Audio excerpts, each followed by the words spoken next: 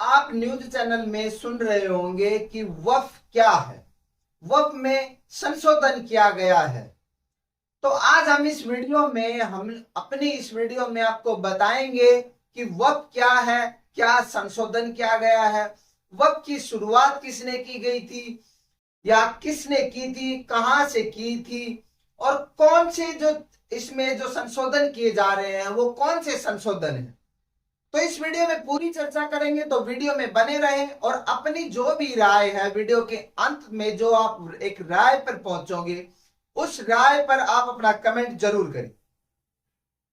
नमस्कार दोस्तों, मैं एडवोकेट यतेंद्र आपका स्वागत करता हूं। जैसा कि आप जानते हो, इस यूट्यूब चैनल पर आपको लीगल अवेयरनेस की जानकारी दी जाती है और आपको लगातार कानूनी जानकार बनाया जाता है।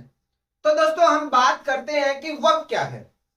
सबसे पहले तो मैं ये बता देता हूं, ये वक्फ है, ये अरबी भाषा का शब्द है और इसका मतलब है रोक देना, किसी भी चीज को रोक देना। अब मैं आपको बता देता हूं कि वक्फ बोर्ड में जो मुस्लिम जो लोग हैं वो क्या करते हैं।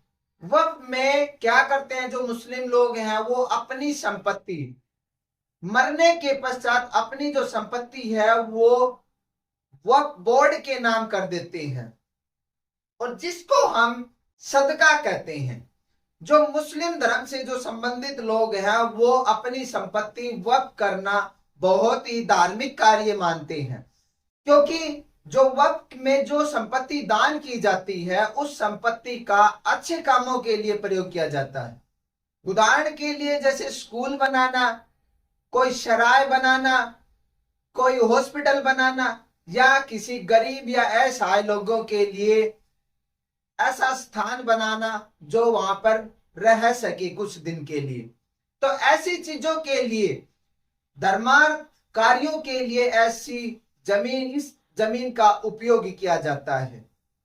सबसे पहले मोहम्मद पैगंबर साहब ने इसका वक्फ का यूज किया था, प्रयोग किया था। मदीना में जो ये मदीना मस्जिद है वहां पर इसका प्रयोग किया गया था। मैं आपको बताता हूं कि जो ये बिल है, जो वक्फ बिल है, ये सबसे पहले 1954 में आया था और अब जो चेंजमेंट किया जा रहा है ये 1995 में चेंजमेंट किया जा रहा है। इसमें 14 संशोधन किए जा रहे हैं। हम आपको 14 संशोधन बताएंगे कि कैसे और किन किन चीजों पर संशोधन किए जा रहे हैं। जो ये वक्फ है वो इसका मतलब ये नहीं है कि इसमें मुस्लिम लोग ही इसमें हिस्सा ले सकते हैं या उनको ही फायदा होगा या उनको ही नुकसान होगा। ये सबके लिए ही अच्छी खबर है और अच्छी बात है। जिस प्रकार से सरकार ने इस पर काम किया है वो अच्छा काम लग रहा है। तो मैं आपको बता देता हूं कि इसमें किस प्रकार का काम किया जा रहा है और क्या काम हो रहा है। सबसे पहले तो मैं आपको बता देता हूं कि पहले क्या होता था कि वक्फ बोर्ड क्या करता था, जो जमीन होती है, जो संपत्ति होती है वक्फ के पास, उसका जो संचालन करता है उसका एक बोर्ड बनाया गया है जिसको हम वक्फ बोर्ड कहते हैं और ये वक्फ बोर्ड इसका वक्फ का संचालन करती है। तो जो इसमें जो संपत्ति होती है वो उसको होता क्या था पहले कि अगर कोई भी मुस्लिम आदमी एक्सपायर हो जाता था, मर जाता था किसी कारणवश, अगर उसको लीगल राइट्स में कोई नहीं है या उनके पहले वारिसाना हक नहीं दिया जाता था, और उसमें हुआ क्या कि उनकी जो संपत्ति है वो वक्फ कर दी जाती थी। लेकिन अभी क्या है कि अभी वारिसाना हक देने लग गए हैं।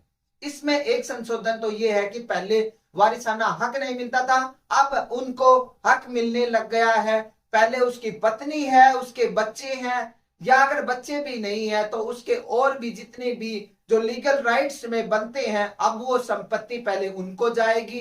अगर वहां पर भी कोई नहीं है तो उसके बाद उस संपत्ति का वक्फ कर दिया जाएगा, वो संपत्ति वक्फ बोर्ड के पास चली जाएगी। दूसरा, पहले क्या होता था कि इसमें धारा 40 है। धारा 40 का मतलब ये है, इसमें ये कहा गया है कि अगर कोई भी संपत्ति है उस पर एक तरफा फैसला सुना दिया जाता था कि ये संपत्ति उसको वक्फ करनी पड़ेगी, लेकिन अब इस धारा को हटा दिया गया है।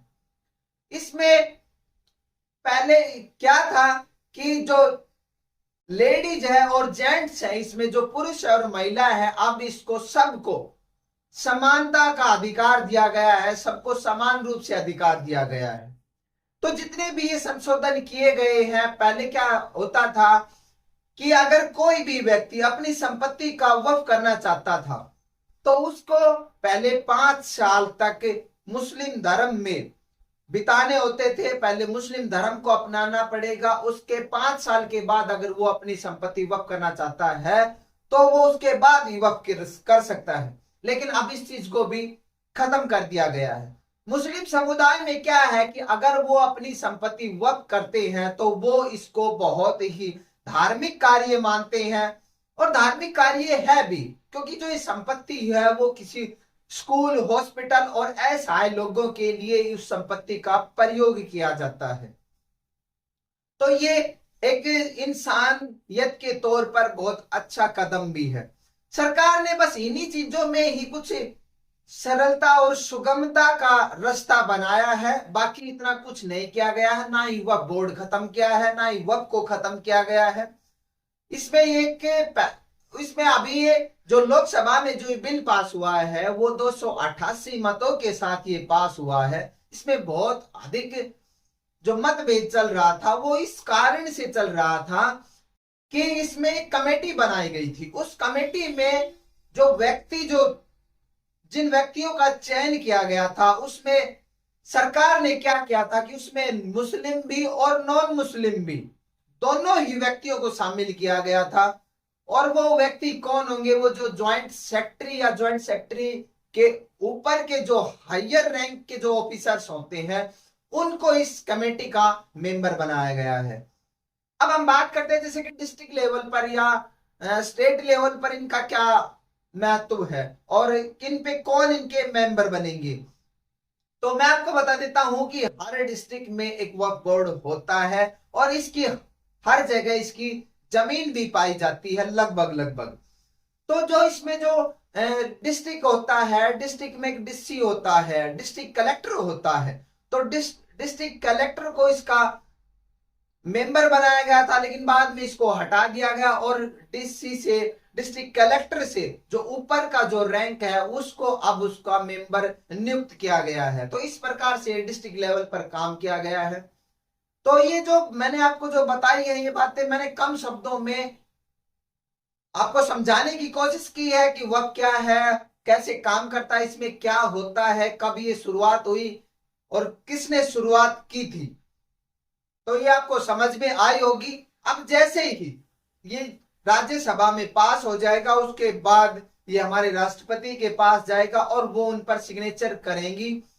करने के पश्चात ये जो विधेयक है ये अधिनियम में बदल जाएगा और ये लागू हो जाएगा और भारत में इस पर काम होना स्टार्ट हो जाएगा। तो दोस्तों, अगर वीडियो आपको अच्छी लगी हो और आपको लगता है कि वक्फ के बारे में जो मैंने आपको बताया है वो आपको समझ में आया है, तो इसको शेयर करना और कमेंट करना। कहीं अगर कोई चीज समझ में नहीं आई हो तो कमेंट जरूर करना, हम आपको समझाने की कोशिश करेंगे।